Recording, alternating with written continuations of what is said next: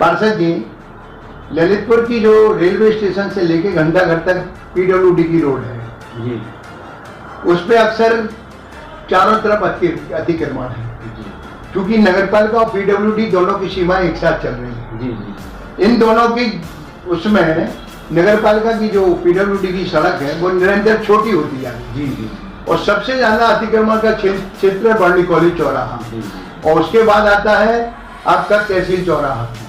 तो ये दोनों चौराहों पे जो अतिक्रमण है, इसमें नगरपालिका और पीडब्ल्यूडी की दोनों की ज्वाइंट में क्या है, इसमें आप क्या कहेंगे? जी नमस्कार। मेरा कहने का तात्पर्य ये है, जो स्टेशन से लेकर अपने घंटाघर तक की जमीन है, रोड है, ये संयुक्त है। पीडब्ल्यूडी और नगरपालिका दोनों की जिम्मेदारी इसमें बनती है। तो ये हमारे संज्ञान में मैंने रिकॉर्ड में देखा है करीब 80 फुट चौड़ा होना चाहिए, जो रिकॉर्ड में बता रहा है। अभी वर्तमान में ये रोड करीब 40-45 फुट से ज्यादा नहीं होगा। तो इसमें कहीं ना कहीं पीडब्ल्यूडी अधिकारी कर्मचारियों की भी मिली भगत है अतिक्रमणों के संदर्भ में, और नगरपालिका कर्मचारियों की भी मिली भगत। तो हमारा शासन प्रशासन से ये कहना है कि लोगों को संयुक्त तौर पर टीम बनाई जा रहा है, उस अतिक्रमण को मुक्त कराया जाए, जिससे शहर में कुछ सुंदरता आ सके। सुंदरता के साथ साथ इस बर्नी कॉलेज चौराहे पे और तुमन चौराहा पे और आजाद जो है क्या नाम उसका तहसील चौराहे पे अक्सर दुर्घटनाएं होती हैं। जी जी। और जब सुबह के दौर पे जब अवैध रूप पे ये ट्रैक्टर बजरी अजरी और खंडा के हाईवे वगैरह निकलते, हाईवा ट्रक निकलते हैं, ये अक्सर दुर्घटनाएं करते हैं। उसका मुख्य कारण अतिक्रमण। जी जी।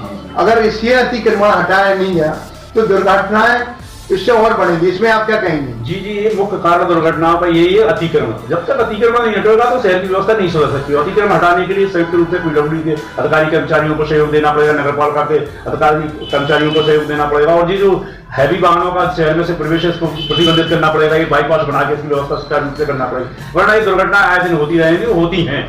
नहीं, हाईवे के जो भारी वाहन है इसके लिए प्रभारी वो पुलिस अधीक्षक द्वारा दिशा निर्देश है कि भारी वाहन नहीं निकले, और इसके लिए एक दिशा है, एक समय निर्धारित है। लेकिन प्रायः ये देखा गया है कि सारे दिन व्यवस्था होने के बावजूद भी सारे दिन भारी वाहन निकलते रहते हैं।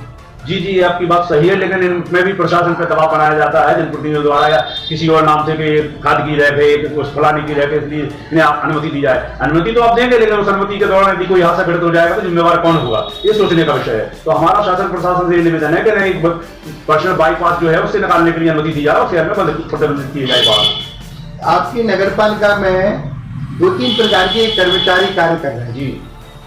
आउटसोर्सिंग भी है, संविदा भी है, और भी एक तीसरे प्रकार के कर्मचारी। हाँ, जिसमें सबसे ज्यादा अगर कोई सताया जाता है तो आउटसोर्सिंग का कर्मचारी है, क्योंकि आउटसोर्सिंग का ठेकेदार द्वारा संचालन हो रहा है। उस कारण से आउटसोर्सिंग के जो लेबर से जो कर्मचारी है उससे हमने जब बात की तो बताते हैं कि जो पैसा शासन द्वारा हमें स्वीकृत है वो नहीं मिलता है। हम 18 घंटे काम करते हैं, रात को जब गंदगी या कोई जलूस निकलता है, गंदगी फैलती है, तो हम लोगों को बुलाया जाता है। इसके बावजूद हमारी जो सेवाएं उसमें ना तो सेफ्टी की कोई व्यवस्था है, ना हम लोगों को ड्रेस दी जाती है, न दस्ताने दिए जाते हैं, और न तो हम लोगों की जो सेवा शुल्क है वो बढ़ाया गया।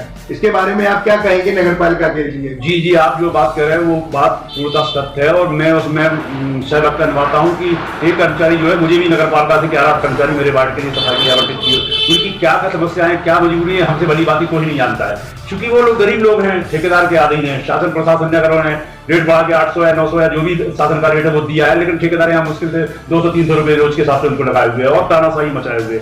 और जो काम के नाम की बात कर रहे हैं 8 से 10 घंटे, 12 घंटे, 14 घंटे, जब भी उनकी इच्छा होती है ठेकेदार की बुला लिया जाता है, काम कराए। जैसे मेरे ही वार्ड में तो कम से कम 8 घंटे वो काम करते हैं, सुबह 4 घंटे शाम को। उसके अलावा अगर हम उन्हें छोड़ दें तो ठेकेदार का फोन आ जाएगा कि इधर आना है, तो उन्हें जाना पड़ेगा, और नहीं जाते तो ठेकेदार तत्काल उनको हटा देता है। तो ये जो आउटसोर्सिंग कर्मचारी का शोषण है उसको रुकवाया जाए, उन्हें जो शासन द्वारा पैसा मुहैया कराया गया उन्हें मिलना चाहिए, उनका व्यक्तिगत अधिकार है। हम उन लोगों के हमेशा साथ थे और साथ हैं उनकी लड़ाई में। धन्यवाद आपका पार्षद जी, आपने जो अपना समय निकाल के दिया, आपका एक बार पुनः धन्यवाद। हम चाहते हैं कि आप इसी तरह अपना ललितपुर नगर के विकास के लिए, नगर की सुंदरता के लिए अपना इसी तरह आप विरोधी कहलाएं, ये कोई कोई बात नहीं, लेकिन शहर के विकास में आपके नाम का एक डंका पिटना चाहिए। उसके लिए आपको बहुत बहुत धन्यवाद और शुभकामनाएं। उन्होंने अपने पूर्ण सहयोग से अपने निजी स्वार्थ में लिप्त होते हुए अपने लोगों के लिए अवैध कब्जा करा दिया। उसके लिए भी हम लोगों ने घंटा घर पर बैठ कर अनशन किया। जिलाधिकारी महोदय, शासन प्रशासन ने 8-10 दिन में संज्ञान में लिया और बाउंड्री वाल को अवैध माना, उसके बाद उसको हटाया गया। तो इनका तो चल रहा है कि जी जगह भी कीमती बेशक जमीन है उसको अपने अधिपत्य क्षेत्र में लेना चाहते हैं। तो ये तो एक तरह से आपकी नगर पालिका के खिलाफ जो आप आंदोलित है उसमें तो आपकी जीत हुई कि जिला प्रशासन के संज्ञान में आने के बाद सुपरमार्केट की दुकान जो अवैध कब्जा हुआ वो भी तोड़ा गया और भी जहाँ जहाँ आपने शिकायत की। तो ये तो एक बात सामने खुल के आ रही है कि आपका जो आंदोलन है उस आंदोलन में कहीं ना कहीं सत्यता जाना है और नगर पालिका भ्रष्टाचार उसके पीछे। अब आप ये और बताएं कि घंटाघर पे भी एक गैलरी थी, उस गैलरी में एक मावा की दुकान खुलवा दी गई नगर पालिका द्वारा, इसके बारे में क्या कहेंगे? जी, ये भी सत्य बात है। इसके लिए भी मैंने शासन प्रशासन को अवगत कराया, लेकिन चूंकि मैं एक छोटा सा पार्षद हूँ और ये सब लोग निर्दलीय जीत के मैं आया हूँ, सत्ता पक्ष से नहीं हूँ, लेकिन भाजपा को हम बिलोंग करते हैं। भाजपा ने मुझे टिकट नहीं दी थी, वो उनकी कमी है करनी थी, लेकिन हम भाजपा की नीतियों से प्रेरित हो आज भी उसी के लिए कार्य करते हैं। लेकिन ये हमारी विडंबना है कि नगर पालिका कार्यालय के बगल में आपातकालीन गैलरी बनाई गई थी। कभी कोई हादसा घटित होता है तो वहाँ से दुर्घटना के समय फायर ब्रिगेड के लिए आग बुझाने के लिए एक गैलरी का निर्माण, उसको भी इन्होंने अपने निजी स्वार्थ में आवंटित करा दिया गया, वो गैलरी पे दुकान का निर्माण करा दिया गया, जो कि मौके पर मौजूद है। वो नगर पालिका कार्यालय के जस्ट नीचे ही है, उसको कहीं ढूंढने नहीं जाना है, लेकिन फिर भी अनदेखी की जा रही प्रशासन द्वारा। सफाई को लेके आप क्या कहेंगे? आज की स्थिति है शहर में जितने भी सार्वजनिक शौचालय हैं, चाहे वो किसी भी जगह हो, सबसे ज्यादा गंदगी उन्हीं शौचालय में है। आखिर क्यों उनकी सफाई नहीं होती? उसका मूलभूत कारण यह है कि हमारे यहाँ सफाई इंस्पेक्टर की कमी है। विगत 6-8 महीने से सफाई इंस्पेक्टर नहीं है। 2 जोन बने हुए हमारे 26 वार्डों में 13 के, एक सफाई इंस्पेक्टर मौजूद है, दूसरे सफाई कर्मचारी को सफाई इंस्पेक्टर का दायित्व दिया गया है। चूंकि शहर में 1.5 लाख की समथिंग आबादी है, अब जब कोई जिम्मेवार व्यक्ति होगा ही नहीं, रिकॉर्डों में कम से कम 700 से 800 कर्मचारी दर्ज हैं, मौके पे 500 से 600 कर्मचारी काम करते हैं, तो कर्मचारियों की कहीं ना कहीं कमी मौजूद होती है और कहीं ना कहीं सफाई इंस्पेक्टर की कमी भी यहाँ कर रही है, जिस कारण सफाई व्यवस्था नहीं हो सकती है। क्योंकि ये जिसको सफाई का जिम्मा दी है क्षमता कर्मचारी, तो वो इनका लगा हुआ कर्मचारी है और उससे ये अपने निजी स्वार्थ में बनाए हुए हैं।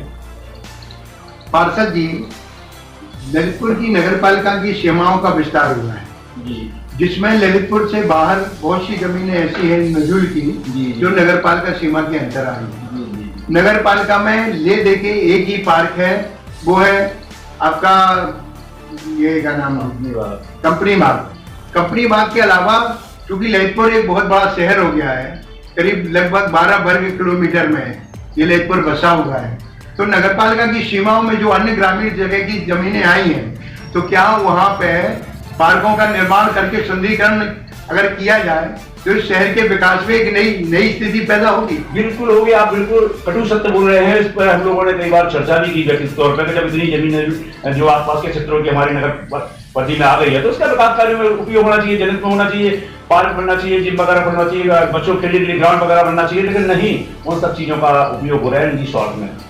ललितपुर में जो आपने पार्क की बात की है और ओपन जिम की बात की है, इसके पूर्व में जो चेयरमैन थे उन्होंने एक जिम पार्क वो एक ओपन जिम बनवाई थी, लेकिन रख रखाव के अभाव में उस जिम के बहुत से पार्क टूट गए हैं।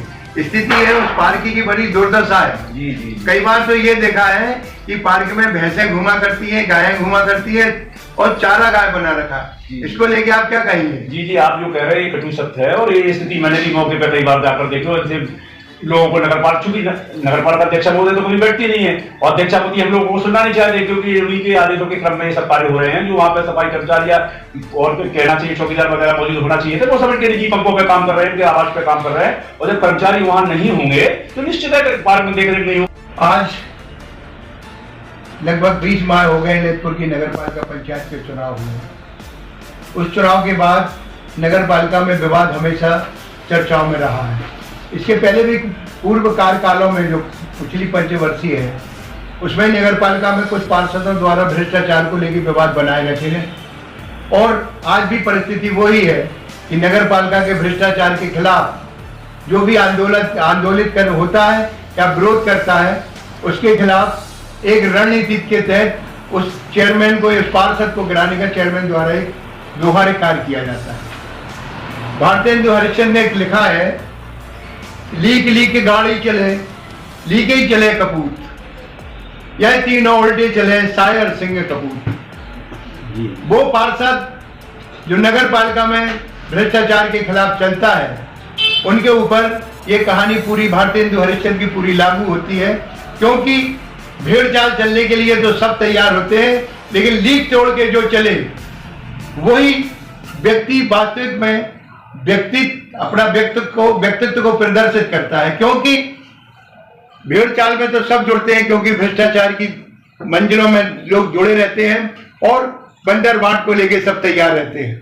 अब इस समय जो नगर पालिका परिषद में जो सबसे विरोधी स्वर में जिनका नाम सबसे टॉप पे आता है वो है मिस्टर मनमोहन चौबे, जो वार्ड नंबर 15 से पार्षद हुए हैं, पेशे से वकील हैं, बोलने में बाग पाटुता उनके रस नग में भरी हुई है। इस कारण से वो जब भी बोलते हैं दबंगी से बोलते हैं। इस दबंगी के कारण वो नगर पालिका परिषद के 26 वार्ड में एक प्रत्याशी, एक सज्जन ऐसे हैं जो अपनी बात को बुलंदी के साथ रखते हैं, और इस कारण से चूंकि लीग से हटके चलते इसलिए उनके ऊपर हरजा नेफ्ट जैसे मुकदमे भी लिखे गए और उनके वार्ड में कार्य भी नहीं हो रहे। सारे विकास कार्य 25 वार्ड में हो रहे हैं, लेकिन 26वां वार्ड नंबर 15 अछूता है। और केवल ये जताने के लिए नगर पालिका द्वारा ये प्रयास किया जाता कि वार्ड में जो पार्षद है उसकी छवि खराब हो, केवल इसलिए वार्ड में काम नहीं कराने जाते। इस समय मेरे साथ श्री मनमोहन चौबे जी हैं। चौबे जी, आपका इंडिया टीवी न्यूज में आपका बहुत बहुत स्वागत। जी भाई साहब नमस्कार, धन्यवाद आपका बहुत बहुत, जो आपने मुझे लाइक समझा कि मैं कुछ आपके सामने बता सकूं। चौबे जी, चूंकि वार्ड नंबर आपका 15 है और वार्ड नंबर आपके पड़ोस वाले जो भी वार्ड का प्रत्याशी है, मतलब पार्षद है, उसने उसके जो वार्ड में काम करता है उसके ने आपके खिलाफ हरजा एक्ट का मुकदमा लिखा। इसके बारे में थोड़ा प्रकाश डालें। जी नमस्कार जी, आप सही कह रहे हैं भाई साहब, जो हमारे लगा हुआ एक वार्ड है, वार्ड नंबर 4 गांधीनगर बिक्की के नाम से जाना जाता है, उसके एक कर्मचारी को षड्यंत्र के तहत हमारे खिलाफ हरजा एक्ट के मुकदमे के लिए प्रेरित करके लिखा दिया गया है। उसमें हमारे सम्माननीय अध्यक्ष महोदय के पति श्री मुन्नालाल जी जैन का विशेष योगदान है। चूंकि क्या है, पिछले 18-20 महीने से नगर पालिका में पार्षद बने हुए हैं और चूंकि हमारी सम्माननीय अध्यक्ष महोदय शारीरिक रूप से थोड़ी अस्वस्थ रहती है, इसलिए नगर पालिका के कार्यों को नहीं देख पाती हैं। उनके एफजी में उनके पति देव उनके बच्चे कराए हैं, ये लोग नगर पालिका कार्यालय में आकर और सरकारी पत्रावली का अवलोकन करके सारे विकास कार्यों का देख रेख करते हैं। और चूंकि ये नियम विरुद्ध है, शासन से भी है कि जो चुनिंदा है जनप्रतिनिधि वही काम देख सकता है। इन सब बातों का प्रखर मात्रा में विरोध करते हैं। विकास कार्यों में भी घपलेबाजी किए हुए, सफाई के कार्यों में भी घपलेबाजी, ऐसी तमाम बातें हैं जो हैं। चूंकि अब सारी बातें साथ नहीं हो सकती हैं, बहुत सी चीजें शासन प्रशासन को पिछले 18-20 महीने से लिख रहे हैं, संज्ञान में मेरे पास। इन सबसे वो शब्द है हमारे कार्य प्रणाली से। तो उन्होंने कई बार किसी दूसरे के बार भी हमसे खबर भिजवाई कि मनमोहन चौबे जब तक हमारा विरोध करेंगे तब तक उनके बारे में काम नहीं होने देंगे। उसने वो अपनी बात में खड़े भी उतरे हैं। 20 महीने में पूरे शहर में करोड़ों रुपए के काम किए गए वार्डों में, लेकिन मेरे वार्ड में कुल 11 लाख का काम किया। आप उस पर चर्चा करें जो आपके खिलाफ वार्ड नंबर 4 ने जो मुकदमा कायम कराया है। जी, उस व्यक्ति से आपने क्या उसको गाली गलौज? नहीं सर, मैं तो उस व्यक्ति को जानता ही नहीं हूँ, और जिस समय की ये घटना है उस समय उस घटना स्थल पर मैं मौजूद नहीं था। मैं अपने घर में पूजा पाठ में व्यस्त था। चूंकि इस बात को मैंने सार्वजनिक तौर पर भी कहा, सम्मानित शिव महोदय को भी अवगत कराया और भी लोगों को अवगत कराया कि हमें फंसाने का षड्यंत्र और राजनीतिक तौर पर। अब चूंकि हम इनके सामने झुकना नहीं चाहते तो किसी भी तरीके से मैं फंसा के अपने भ्रष्टाचार के कार्यों को आगे बढ़ावा देना चाहते हैं। चौबे जी, आप ये बताएं, जैसे ललितपुर में बहुत सी जगह अवैध कब्जे हैं, नगर पालिका द्वारा बहुत सी दुकानों को जो सुपरमार्केट जैसी है, बर्नी कॉलेज चौराहा है, सावरकर चौक है, आदि आदि जो शहर के प्रमुख बाजार हैं, इन बाजार में जो नगर पालिका की जमीन खाली पड़ी हुई थी उस पर जगह जगह छोटे छोटे खोमचे टाइप की दुकानें बन गई। जी। इसके बारे में आप क्या कहेंगे? जी, आप जो कह रहे हैं वो बिल्कुल सही है। क्योंकि इस ललितपुर शहर की विडंबना है या दुर्भाग्य कह सकते हैं इसको, कि व्यापारी को अपन लोगों ने नगर पालिका अध्यक्ष बना दिया गया। वो नगर में शहर का विकास के लिए प्रयासरत नहीं है, वो निजी स्वार्थ में लिखते हैं, अपने खुद के विकास के लिए प्रयासरत है। क्योंकि व्यापारी तो उसको शहर की आबो हवा की पूरी जानकारी है, कहाँ नजूल लैंड है, कहाँ पे खोखा रख के काम चल रहा है, कहाँ पे दुकान बनाई जा सकती है। अभी कुछ ही समय पूर्व की बात है कि शुक्र बाजार में हमारी गैलरी थी सार्वजनिक, जिससे कि आवागमन इस तरफ से उस तरफ होता था, उसको भी इन्होंने अपने सहयोग से व्यापारी के लिए आवंटित कर दिया। क्योंकि उसकी लड़ाई हम लोग लड़े, अनशन किया और प्रशासन ने सहयोग किया और उसको अवैधानिक माना, उसको हटाया गया प्रशासन को। दूसरी बात एक और हुई, अभी एक हृदय स्थली होती है हमारे शहर का बर्नी कॉलेज चौराहा, वहां बेशक कीमती जमीन है जो कि नगर पालिका क्या। पार्षद जी, 26 वार्ड है ललितपुर नगर पालिका में, 25 पार्षदों को आप क्या संदेश देना चाहते हैं? जी भाई, तो मैं ये सब पार्षदों से कहना चाहता हूँ कि भाई अपने को जीवन में पहली बार ये मौका मिला है जनसेवा का, बड़ी मुश्किल से चुन के अपना आया, उम्मीदों से नगर पार्टी ने भेजा है अपन को, तो हमारे नगर के इसमें कोई अच्छे से अच्छा कार्य जो कर सके उसमें सारे लोग मिलजुल के योगदान करो और ललितपुर नगर को स्वच्छ बनाने में सभी लोग योगदान दें। सड़क बनाए और जो अतिक्रमण है अनावश्यक, जी जी, जो जबरदस्ती अतिक्रमण किया जा रहा है, जी जी, उन सब में योगदान दें और भागीदारी निभाएं, जो अतिक्रमण मुक्त शहर को बनाएं, सुंदर बनाएं, स्वच्छ बनाएं, जिसमें सारे लोग मिलकर भागीदारी जो हमारा सभी पार्षदों से हाथ जोड़ करके सब लोग इस अतिक्रमण मुक्त शहर को बनाने में सहयोग करें। नगर पालिका के पार्षद चौबे जी ने जो पार्षदों को संदेश दिया है उसमें ये बिल्कुल स्पष्ट है कि ललितपुर का विकास तभी संभव है जब सारे पार्षद एक सूत्र में बन के नगर का विकास के लिए आगे आए। ललितपुर विकास की बात जो रहा है और जनता जनप्रतिनिधि इसलिए चुनती है कि उनकी समस्याओं का समाधान हो, लेकिन समाधान की जगह लड़ाई में ये जो विकास की नीतियां हैं जब भ्रष्टाचार में जा रही हैं, इसके लिए ललितपुर के बाद जो जमीनें नगर पालिका सीमा में आई हैं वह पार्कों के निर्माण और पीडब्ल्यूडी द्वारा जो सड़क है उसमें नगर पालिका और पीडब्ल्यूडी को मिलकर अतिक्रमण को शीघ्र हटाने के लिए कोई योजनाबद्ध तरीके से कार्य करना चाहिए।